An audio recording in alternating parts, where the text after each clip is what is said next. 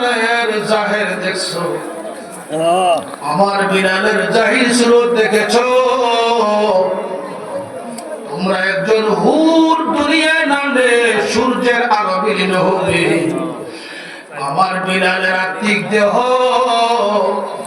মুহাম্মাদুর রাসূলুল্লাহর প্রেমে এমন ভাবে প্রবেশিত, মাওলায়ে কারীমের রুবুবিয়তের রঙে এমন ভাবে রঞ্জিত, এক নয় দুই নয় হাজার নয় লক্ষ লক্ষ হুরের সৌন্দর্য একা আমার বিলালের আত্মিক দেহের মধ্যে পুঞ্জীবিত। ওই বিলাল গ্রহণ করেছে এই নূর, এশকের নূর, তার নিজের জীবনকে ওয়াকফ করার পরে। সত্য না মিথ্যা বলেন? আরো জোরে বলেন, সত্য না মিথ্যা? আজকে বেলালের সুন্নত নাই, জি আজকে বেলালের সুন্নত নাই। সরকারে দো আলম মুহাম্মদ মুস্তাফা সাল্লাল্লাহু আলাইহি ওয়াসাল্লামের মিসাল শরীফের পরে বিলাল রাদিয়াল্লাহু তাআলা মদিনায় থাকতে চায় না। গলিতে গলিতে ঘুরে চোখ বেয়ে বেয়ে পানিগুলা জমিনে পড়ে, কোথায় গেলে আমার প্রাণের নবীর সাক্ষাৎ পাবো? ইয়া রাসূলুল্লাহ, ইয়া হাবিবাল্লাহ বলে নিজের পানিগুলা ঝরঝর করে। আর কত সাহাবায়ে কেরাম সান্ত্বনা দেয় গো, কিন্তু শেষ পর্যন্ত বিলাল আর এক মুহূর্তের জন্য মদিনায় নাই। এক রাত্রে তিনি চলে গেলেন সিরিয়ার হালিব নগরীতে। জোরে বলুন সুবহানাল্লাহ। কিছুদিন হলো মদিনাতুল মুনাওয়ারায় তো আযান হয়, কিন্তু বিলালের কণ্ঠ পাওয়া যায় না, ইশকের আওয়াজ পাওয়া যায় না। হঠাৎ করিয়া প্রিয় নবী রাহমাতুল লিল আলামিন স্বপ্ন যুগে বিলালকে সাক্ষাৎ দিলেন। জোরে বলুন সুবহানাল্লাহ। সাক্ষাৎ দিয়ে বলেন, ওগো বিলাল, হাজির জাফওয়া, মা হাজির জাফওয়া, এটা কেমন জুলুম? তুমি আমার দেশ ছেড়ে, আমার গলি গলি ছেড়ে, আমার রওজা শরীফ ছেড়ে তুমি কেন চলে গেলে? এটা কেমন জাফওয়া?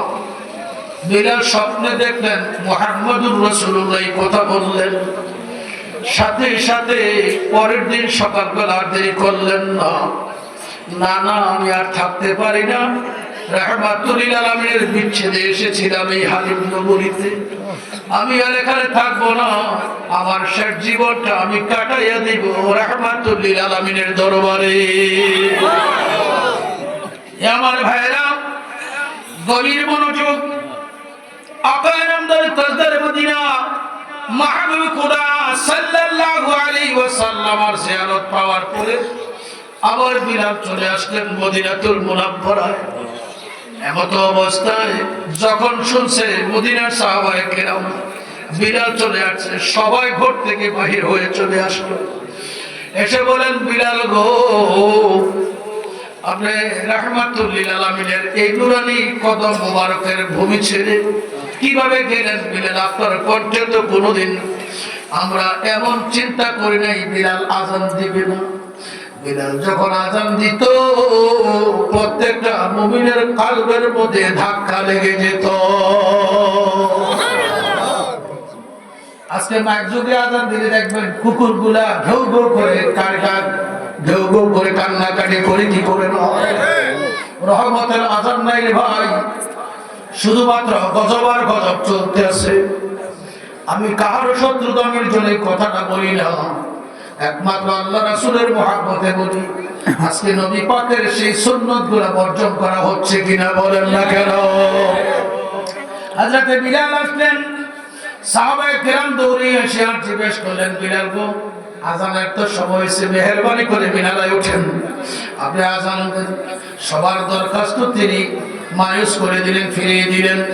হযরত সিদ্দিক আকবর রাদিয়াল্লাহু তাআলা আসলেন, আসিয়া বলেন, ভাই বিলাল, প্রাণ কান্দে এক মুহূর্তের জন্য যদি আপনার সেই নুরানি কণ্ঠটা শোনাইতেন, মেহেরবানি করে আপনি মিনারায় উঠিয়া যদি আযানটা দিতেন।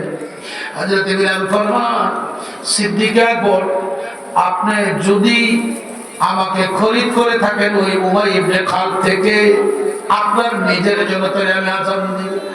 আর যদি আপনি আমাকে খরিদ করেন ইসলামের জন্য, প্রিয় নবীজির গোলামীর জন্য করে থাকেন, তাহলে আমাকে বলবেন না আমি তো সেই সময় মিনারায় দাঁড়াইতাম আশহাদু আন্না মুহাম্মাদুর রাসূলুল্লাহ যখন বলতাম, আমার দৃষ্টি যাইত রাহমাতুল লিল আলামিনের চেহারা মোবারকের দিকে। ও আবু বকর সিদ্দিক, এখন আপনি যে দরখাস্ত করতেছেন, আমি মিনারে দাঁড়াইতাম কার নজরে কার চেহারার দিকে তাকাইয়া আমি আশহাদু আন্না মুহাম্মাদুর রাসূলুল্লাহ বলতাম, আমার মেহেরবানি করে আপনি ক্ষমা করে দিন। হে আমার ভাইয়া, গভীর মনোযোগ, গভীর খেয়াল। সিদ্দিক আকবরের মন ঠান্ডা হয় না বিলালের কণ্ঠের আওয়াজ শুনবে।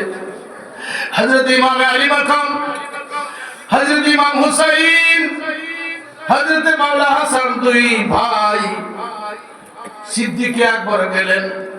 তিনি উদ্দেশ্য আমাদের কার কথা বিলাল মানে না, গ্রহণ করেন, কিন্তু নবীজির দুই আওলাদ তো এখন আছে। হাসান হুসাইন যখন গিয়ে বলবে হয়তো বিলাল তিনি রাজ্য মঞ্জুর করবে। সিদ্দিক আকবর কি বললেন, ও হাসান হুসাইন আমার একটা দরখাস্ত আপনারা কবুল করেন। হাসান হুসাইন বলেন, গো আবু বকর সিদ্দিক কি দরখাস্ত? হযরতে বিলাল মদিনা আসছে, আমার নবী পাকের রওজা শরীফের চতুর্দিকে ঘুরে চোখ বেয়ে বেয়ে পানি গুলা পড়ে ইয়া রাসূলুল্লাহ বলে কান্নাকাটি করে।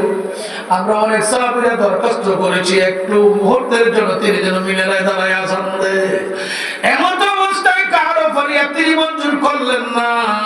হয়তো আওলাদে রাসূল আলে মুস্তাফার আওলাদ পাক পাঞ্জাতনের দুই সদস্য রাহমাতুল লিল আলামিনের কলিজার টুকরা হাসান হোসেন, আপনারা যদি দরখাস্ত করেন আপনাদের দরখাস্ত হয়তো বিলাল কোনো অবস্থায় ফিরাইয়া দিবে না। হযরতে সিদ্দিক আকবরের কথা শুনে হাসান হোসেন দুই ভাই আসলেন।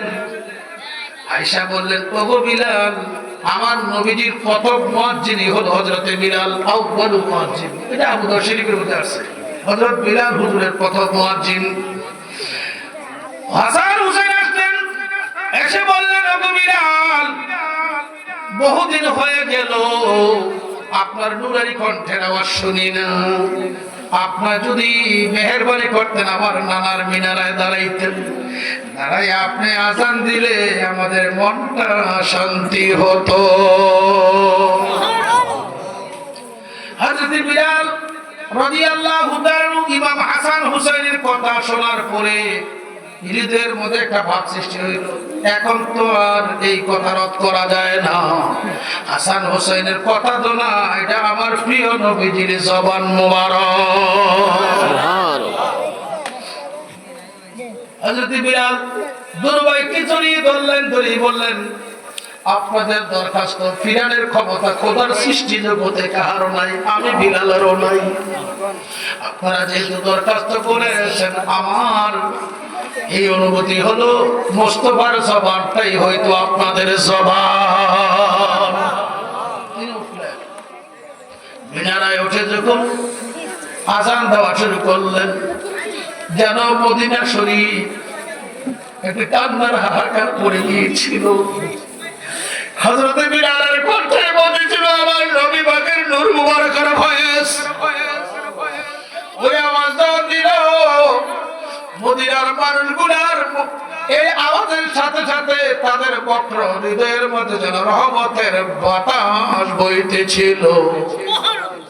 হঠাৎ করে বিলাল যখন বললেন, আশহাদু আন্না মুহাম্মাদান রাসূলুল্লাহ, এদিক সেদিক তাকায় বিলাল, কই তো আমার দয়ালকে তো আমি দেখি না। তাকাইয়া আর দেরি করলেন না, মুহাম্মাদুর রাসূলুল্লাহর প্রেমে প্রেমাস্পদিতে গড়িয়ে হইয়া তিনি জমিনে পড়ে গেলেন। জোরে বলুন না সুবহানাল্লাহ।